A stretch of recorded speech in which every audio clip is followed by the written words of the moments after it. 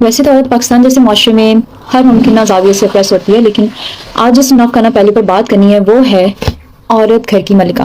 جب بھی فیمنزم کی بات ہوتی ہے تبھی سارے کمنٹ سیکشن کے کی بورڈ مجاہدین ہر فالتو دلیل کے ساتھ نمودار ہوتے ہیں، لمبے لمبے لیکچر دیتے ہیں کہ کیوں عورت کو گھر کی ملکہ بن کر اپنی فطری ذمہ داری نبھانی چاہیے، اور انہی مجاہدین کو جب مردوں پر پڑنے والے فائنینشیل برڈن کی دہائی دینی ہو تو رونا دھونا شروع ہو جاتا ہے۔ مرد تو دن رات مزدوری کر رہے ہیں، جان ہتھیلی پر رکھ کر بلڈنگز پر چڑھ رہے ہیں صرف اپنے گھر والوں کا پیٹ پالنے کے لیے۔ چلو مان لیا سب عورتیں گھر بیٹھ گئیں، ملکائیں بن گئیں، تو پھر فیمیل پیشنٹس کے لیے لیڈی ڈاکٹرز کہاں سے لاؤ گے؟ بچیوں کو کون پڑھائے گا؟ Female teachers, female police officers, female ججز، یا پھر ہر ادارے میں مرد ہی نقاب اوڑھ کر عورتوں کا رول ادا کریں گے؟ فیمنزم تو صرف اتنا کہتا ہے کہ ہر انسان بشمول عورت کو یہ حق ہونا چاہیے کہ وہ اپنی زندگی کے فیصلے خود کرے اپنی قابلیت، ایمبیشنز اور ٹیلنٹ کے مطابق۔ لیکن یہاں کیا ہوتا ہے؟ جن عورتوں میں زبردست ٹیلنٹ، پاور اور پوٹینشیل ہوتا ہے انہیں گھر کی ملکہ کے نام پر جذباتی بلیک میلنگ کر کے یا ڈھکی چھپی زبردستی سے چار دیواری میں بند کر دیا جاتا ہے، اور اس دوران راجہ بیٹا جو ہے وہ 10 لوگوں کا پیٹ پالنے کے لیے دن رات کام کر رہا ہوتا ہے۔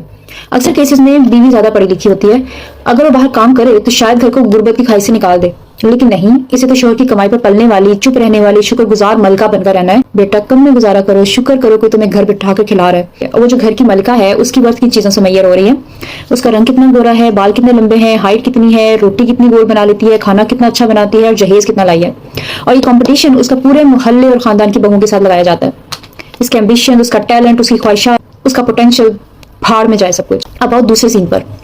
چلو آپ نے اجازت دے دی کہ وہ کام کر لے، تو وہ کام پہ جا رہی ہے، کما رہی ہے، گھر کا کرایہ بلز وہ دے رہی ہے اور گروسریز ہسبینڈ لا رہے ہیں، یعنی کہ برابر ڈیوائڈ ہوگی۔ لیکن گھر کا کام وہ اب بھی صرف عورت کے ذمہ ہے۔ شوہر آ کر آرام فرما رہے ہیں، بیوی جو ہے وہ کچن میں پسینے میں شرابور۔ چھٹی وہ کس چڑیا کا نام ہے؟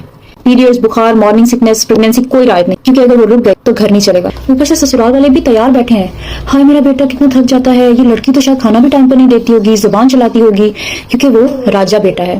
اس کے جذبات، تھکن، آرام اور حقوق محفوظ ہیں کیونکہ وہ اپنے گھر پہ ہے۔ اس کی ماں، باپ، بہن بھائی سب اس کے سر پر ہاتھ رکھے کھڑے ہیں، اور وہ لڑکی، اس کی زبان تیز ہے، وہ ٹاکسک ہے، وہی عورت کی دشمن ہے۔ جس عورت کو یا ساس یا دیورانی کو آپ دشمن کہہ رہے ہو وہ خود بھی انہی چیزوں سے گزر چکی ہے یا گزر رہی ہے۔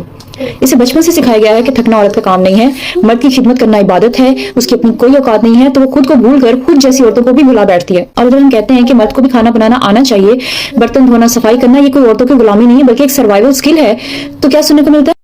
Why do women frown upon making breakfast for their husband or raising their kids? Since when did being a devoted wife and mother became less? اگر کام کمتر نہیں ہے تو پھر صرف عورت کے ذمہ کیوں؟